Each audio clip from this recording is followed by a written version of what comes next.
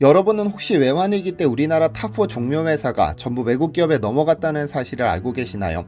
1위 흥농종묘와 3위 중앙종묘는 1998년에 멕시코의 세미니스로 넘어갔다가 몬산토를 거쳐 바이엘 소유가 됐고, 2위 서울종묘는 스위스 노바티스의 4위 업체인 청원종묘는 일본의 사가타에 팔렸죠. 그래서 상위 4개 종묘업체가 전부 외국 기업에 매각되어 우리나라는 육종기술과 인력은 물론 종자주권까지 전부 상실했죠. 다만 2012년 LG그룹의 파만농이 몬산토 종자 일부를 인수하며 흥농종묘와 중앙종묘의 종자를 소유하고 있기는 합니다만, 삼복 꿀수박, 불안배추 등 300여 품종에 불과 채소 시장에서 가장 비중이 많은 고추, 토마토, 파프리카 등 많은 국내 토종 종자들의 권리는 여전히 독일의 바이엘이 소유하고 있습니다. 만약 위 기업들이 종자 무기화를 선언해 종자를 팔지 않으면 우리는 가만히 앉아서 굶어 죽어야 할 판이고, 종자 가격을 올려버리면 우리는 가만히 앉아서 두세 배 값을 주고 사 먹어야 하는 처지가 된 겁니다. 종자 산업이 이렇게 위태롭기는 하지만 수산 양식은 다릅니다. 한국의 수산 양식 기술은 세계적으로도 그 위상이 대단하고, 그중 제주도는 양식업의 본고장이라고 불러도 좋을 정도죠. 일례로 국내산 양식 광어의 55%, 수출량의 95%를 제주산 양식 광어가 담당하는데, 품질이 워낙에 좋아 생선의 천국 일본 광어 시장의 50% 이상을 차지할 정도죠. 제주도는 수온과 환경이 적합해 1980년대 중반부터 광어 양식이 시작돼 1990년대 초반부터 폭발적으로 성장하기 시작했습니다. 잠시 시선을 2024년으로 옮겨보겠습니다. 제주도 광어 양식이 폭발적 성장을 시작한 1990년대 초반으로부터 30년이 훌쩍 지난 지금, 외국인들 사이에서는 없어서 못 먹는 한국산 과일 우유가 하나 있습니다. 그런데 광어 양식이 이 과일을 재배하던 농민들의 눈물 속에서 성장했다는 사실을 아시나요? 안녕하세요, 디스멘털입니다.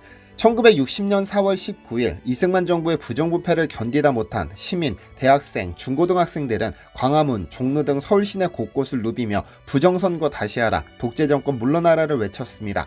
이 민주항쟁을 계기로 일주일 뒤 이승만은 하야했고, 이승만 정권이 몰락하자 2인자였던 부통령 이기붕 일가는 장남 이강석에 의해 극단적인 선택을 했습니다. 이기붕 일가의 극단적인 선택 후 자택에 들어가 본 사람들은 꽤 흥미로운 증언을 남겼습니다. 그 집에는 다른 가정에서는 쉽게 볼 수 없는 냉장고가 있었고, 그 냉장고 안에는 바나나가 있었다고 했죠.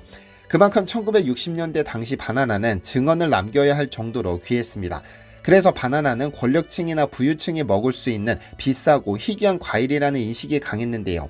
실제로 바나나는 비쌌습니다. 1977년 4월 22일자 한 신문에서는 1977년 기준 바나나 16개들이 한 송이 가격이 5,500원에 거래됐다는 사실을 확인할 수 있습니다. 당시 딸기 한 상자 가격은 약 500원, 귤은 1kg이 800원이었고 1979년 근로자 월평균 봉급이 14만 2천원이었으니 하루치 봉급을 전부 지불해도 먹을 수 없었던 고급 과일이었죠. 이런 현상은 90년대 초까지 지속됐습니다. 1980년대 충북 괴산의 한 시골 마을에서 태어난 저 역시 바나나는 언감생심 꿈도 꾸지 못하고 자랐습니다. 도로가 깔리지 않은 관계로 일주일에 한 번 트럭에 온갖 잡동사니를 잔뜩 싣고 오신 장사차 아저씨는 바나나를 한 개당 1,000원에 파셨는데, 제 입에서 흐르는 군침을 어머니는 늘 외면하셨습니다. 황금빛 과일이 뽐내는 유려한 곡선미에 보기만 해도 군침이 돌았지만 가격이 사악해 늘 그림의 떡이었죠. 열대과일로 알려진 바나나가 한국에서 재배되지 않은 것은 아닙니다. 1980년대 초반 제주도에서 상업적인 성격을 띈 바나나 농사가 시작되어 국내에 공급됐었고, 80년대 후반 제주산 바나나는 1600농가 443헥타르에서 무려 2만 88톤이 생산됐습니다. 그만큼 농가 수익 개선에 크게 이바지했지만 결국 몇 년 만에 폭망하고 맙니다. 왜냐면 우루과이 라운드 무역 협상에 따라 수입 자유 품목으로 지정되면서 대만, 필리핀산 바나나가 물밀듯이 쏟아지면서 불과 10년 만에 사양길에 접어들었으니까요. 수입 자유화 이후 3년 만에 완전히 자취를 감추고 마는데요. 이후 제주에서 바나나는 폭망의 대명사가 됐죠. 수입 자유화 이후 더 이상 바나나로 돈 벌기 어렵겠다 생각한 농가 상당수가 광어 양식으로 돌아섰고, 그때부터 광어 양식이 폭발적으로 증가한 겁니다. 그런데 먹어본 사람은커녕 보지도 못한 사람이 수두룩했던 1974년 전 국민이 바나나를 맛볼 수 있는 기회가 생겼습니다. 왜냐면 빙그레에서 바나나 맛 우유를 출시했기 때문인데, 50년이 지난 지금은 외국인들이 없어서 못 먹는 핫한 아이템이 됐습니다. 한 외국인 유튜버가 우리나라 편의점에 들어가 헤이즐넛 향 아메리카노 파우치와 얼음컵 그리고 바나나 맛 우유를 집어듭니다.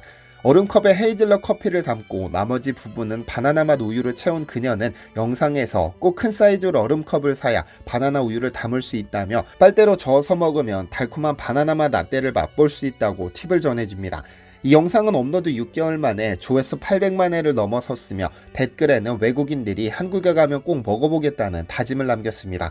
이건 비단 위 유튜버뿐만은 아닙니다. 인스타그램에는 해시태그 바나나 밀크 관련 게시물이 20만 개를 넘어설 정도죠. 한국인들은 목욕 후 마셔야 진리인 이 우유를 왜 헤이즐넛 커피와 섞어 마셔야 하는지 이해할 수 없지만 사실 이미 편의점에서 바나나 맛 우유를 맛보는 것은 외국인 관광객들의 필수 코스로 자리 잡은 지 오래입니다.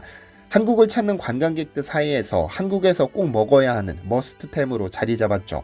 여기에도 K-팝의 영향이 컸습니다. BTS 멤버 중 정국이 좋아하는 음료로 알려지면서 큰 인기를 끌기 시작했는데 올 상반기 세븐일레븐에서 알리페이로 결제한 제품 1위가 이 제품이었습니다. 아무래도 자신이 사랑하는 아이돌이 좋아하는 것, 유명 인플루언서들이 먹어보라고 추천하다 보니 자연스럽게 구매로 이어지는 것이죠. 그런데 이 제품이 빙그레에게는 효자 중 효자 상품입니다. 왜냐하면 바나나 맛 우유 덕분에 2022년 1조 클럽에 가입했으니까요. 빙그레 매출의 20%가 이 우유에서 나옵니다. 이런 판매 실적에 빙그레는 올해 1분기 기준 매출액 3,009억 원으로 전년 대비 2.5% 늘었고 영업이익이 211억 원으로 전년 대비 65.2% 증가했습니다. 미국 법인 매출은 167억 원으로 전년 대비 20.6% 신장, 중국 법인 역시 79억 원으로 매출이 22% 늘었죠. 중국에서 발매된 한국 관광 가이드북은 꼭 먹어봐야 할 한국 식품으로 바나나 맛 우유를 꼽을 정도입니다. 그런데 바나나 맛 우유는 어떻게 한국 시장에 등장하게 된 것일까요? 사실 1974년은 한국 경제는 위기와 기회를 동시에 맞이한 해였습니다. 1973년 석유 파동으로 물가가 폭등하고 경기 불황이 휘몰아쳤으나 우리 기업들은 이때 중동 건설 시장에 진출해 경제 발전에 기틀을 놓았습니다. 성장하는 경제와 사회 분위기 속에서 식품업계 역시 신제품 개발에 자신 있게 도전할 수 있는 분위기가 조성됐었죠. 그래서 1974년은 한국 식품사에서 결코 빼놓을 수 없는 해이기도 합니다. 혜태제가가 누가바와 에이스를, 동서식품이 프리마를, 빙그레가 투게더와 바나나 맛 우유를 출시했죠. 이 제품들은 50년이 지난 지금도 꾸준한 사랑을 받는 제품들입니다. 그런데 바나나 맛 우유는 우리 정부의 정책과도 맞물려 있습니다. 70년대 초 우리 정부는 국민건강 정책의 일환으로 서독에서 젖소 200마리를 데려와 우유 생산을 시작했습니다. 낙농이란 말조차 생소해 낙농 기술자까지 함께 들여왔는데 쉬운 말로 자동차를 수입하며 운전사까지 수입한 겁니다. 그렇게 1969년 경기 안성에 한독 낙농 목장이 문을 열었습니다. 그리고 우유를 생산함과 동시에 학교 우유급식을 시작해 생산과 소비를 장려했죠. 하지만 전통적으로 한국 요리에는 우유와 유제품이 매우 드물었기 때문에 비릿한 맛 때문에 우유에 대한 거부감은 물론 당시 대다수의 한국인이 가지고 있던 유당 불내증 때문에 배탈까지 자주 났습니다. 이에 국민이 좋아할 만한 우유를 개발하라는 천명이 내려졌죠. 빙그레는 이때 아이디어를 하나 떠올립니다. 우유에 비싼 바나나 향을 입혀보자는 겁니다. 당시 바나나는 워낙에 고가였기 때문에 진짜 바나나를 쓸 수는 없었고 합성 착향료를 사용했죠. 이 아이디어는 적중해 출시 직후 바나나 맛 우유는 가공류 판매 1위에 올랐습니다. 그런데 시간이 흘러 1991년 바나나의 수입 자유화가 결정되고 다양한 종류의 가공류가 출시되자 빙그레 내부에서도 진짜 바나나를 사용해야 하지 않을까라는 목소리가 등장하기 시작합니다.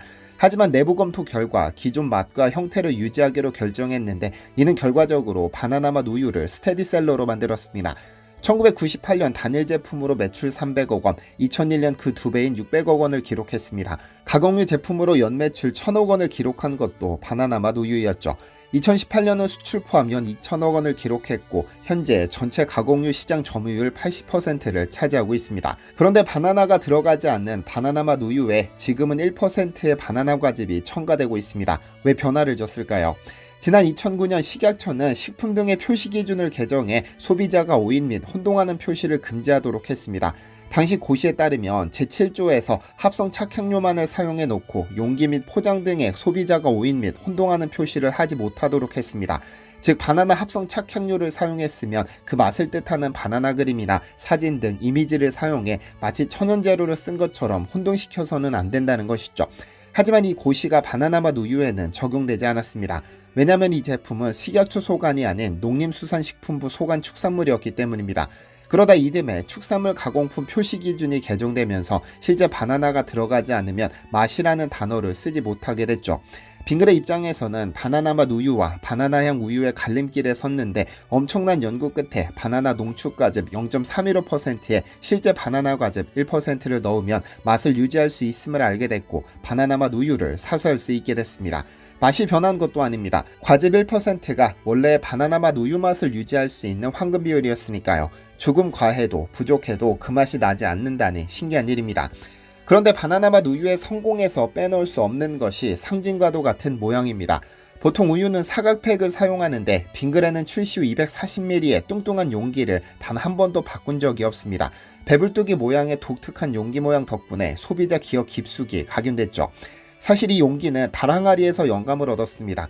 1970년대 초반 개발팀은 당시 한국인에게 가장 친숙한 용기의 모양을 만들기로 했는데 우연히 도자기 박물관에 방문했다가 우리나라 전통 다랑아리에 반해버렸죠. 소재는 기존 유리병이나 종이팩과 차별화하기 위해 폴리스티렌 소재를 사용했습니다. 또한 마실 때 부주의로 우유가 쏟아지는 것을 방지하기 위해 입구 부분에 턱을 만들고 바나나 원물의 노란색을 최대한 살리기 위해 반투명으로 제작했는데요. 그런데 비용도 기존 유리병이나 사각팩보다 비용도 비쌉니다. 제작 방식도 윗부분과 아랫부분을 따로 제조한 후 두 부분을 마주해 고속 회전시키며 발생하는 마찰열을 이용해 접합하는데 이런 모양의 용기를 만드는 설비를 제조하던 독일 회사가 없어지는 바람에 지금은 전 세계에서 빙그레에서만 만들 수 있는 기술이 됐죠. 2016년 용기 자체로 특허를 등록하기도 했습니다. 오늘 저녁에는 시원하게 샤워하고 바나나 맛 우유 한 병 원샷 해야겠습니다. 시청해주셔서 감사합니다. 디시멘터리에서는 여러분의 제보를 기다립니다. 제 채널에서 다뤘으면 좋겠는 뉴스 또는 널리 알려졌으면 하는 영상은 디시멘터리 네이버.com으로 보내주시면 소중히 제작하겠습니다. 시청해주셔서 감사합니다.